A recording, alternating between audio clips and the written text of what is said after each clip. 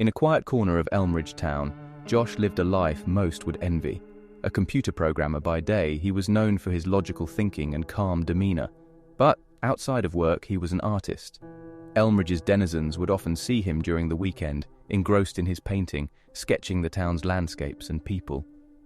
Josh was tall, with hazel eyes that always seemed to be scanning the world for beauty. Despite his many talents, he was introverted and had a select circle of close friends. They would often laugh about the fact that he was the most eligible bachelor in town. Josh would just shrug, more interested in his artwork than in romantic pursuits. Life went on, until one day, during one of the town's small art exhibitions, he met her, Lila. Lila, with raven black hair and an unusually pale complexion, was unlike anyone Josh had ever met. Her intense dark eyes seemed to peer right into one's soul. She claimed to be a fan of his work, especially one painting, a lonely tree with a silhouette of a woman beneath it, with an aura of melancholy. "I feel like that woman sometimes," Lila confessed, staring deeply into the painting. "Lonely and yearning." Josh, being the kind-hearted person he was, engaged in conversation. He learned she had recently moved to Elmridge and had not yet made many friends.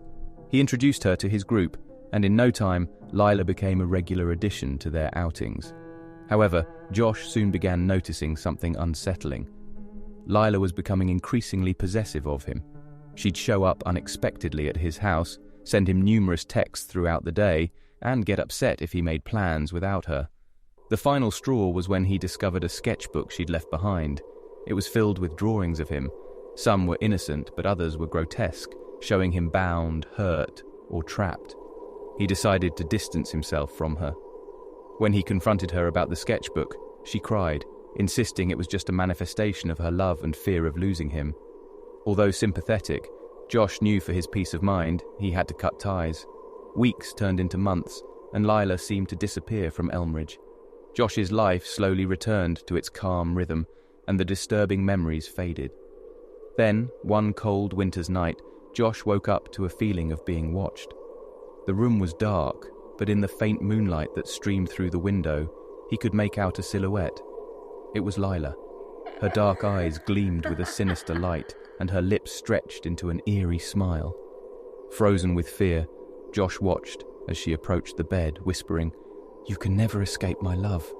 Before he could react, she was upon him, her icy fingers wrapping around his throat. In a rush of adrenaline, Josh managed to shove her off, gasping for breath. He bolted out of the room, locking the door behind him. As he searched for his phone to call the police, he could hear Lila's desperate sobs and pleas, begging him to open the door, promising she'd changed. But as the minutes passed, the begging turned into enraged screams, accompanied by the chilling sound of her repeatedly throwing herself against the door. The police arrived in record time, but when they entered the bedroom, Lila was gone. They scoured the house but found no sign of forced entry. Despite the lack of evidence, the police decided to keep an eye on Josh's place for the next few nights. But Lila never returned, and Josh started to doubt his own sanity. Had he imagined the entire thing? However, the nightmare was far from over. Josh began experiencing strange occurrences in his house.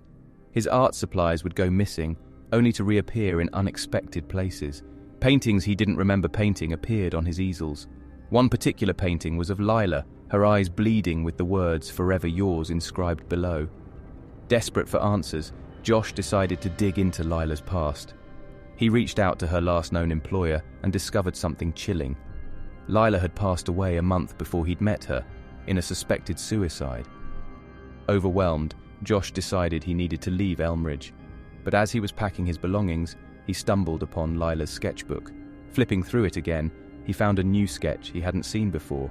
It was of his house, with Lila's silhouette outside the window and the phrase "Love transcends death" written below.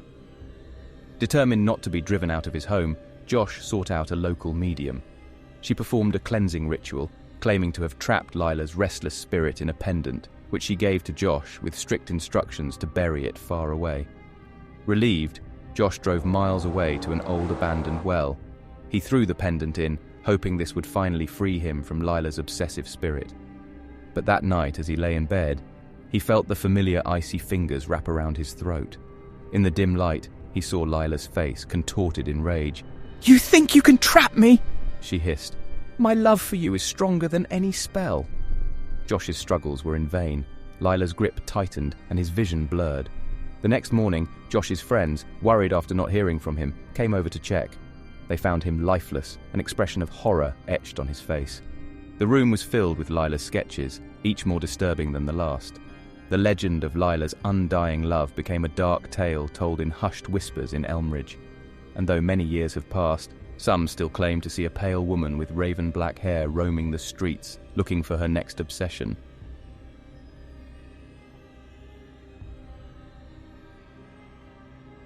Ashley leaned back in her swivel chair, glancing at the clock on her computer screen.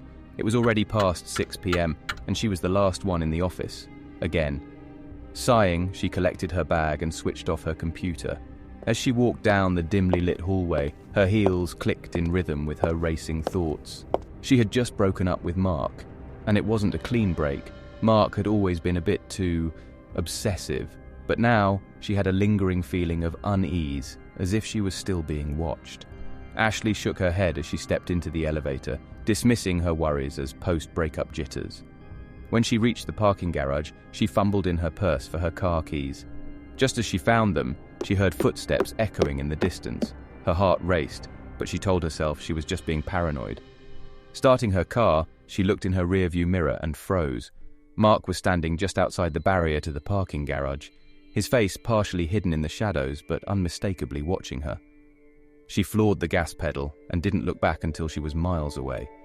For days, Ashley did her best to avoid any places she thought Mark might show up. She didn't go to their usual cafe, switched her workout schedule, and even took different routes to work. Despite her efforts, she still felt his presence everywhere. Random phone calls with no one speaking on the other end, vague shapes through her curtains at night, and an overwhelming sense that she was being watched. Finally, a week later, Ashley received a message from an unknown number. "You can't avoid me forever, Ash." Panicked, she decided it was time to go to the police. They took her concerns seriously but said they couldn't act on a vague threat. They suggested she document any further instances and promised to send a patrol car to monitor her neighborhood. That night, as Ashley triple-checked her locks and settled into bed, she felt a slight relief thinking about the police car stationed nearby. Yet sleep eluded her. Finally, around 3 a.m, she heard it. A soft tapping sound coming from her living room window. She froze, her eyes wide in the darkness. Gathering courage, she tiptoed to the living room, clutching her phone tightly. Peering through the curtains, she gasped.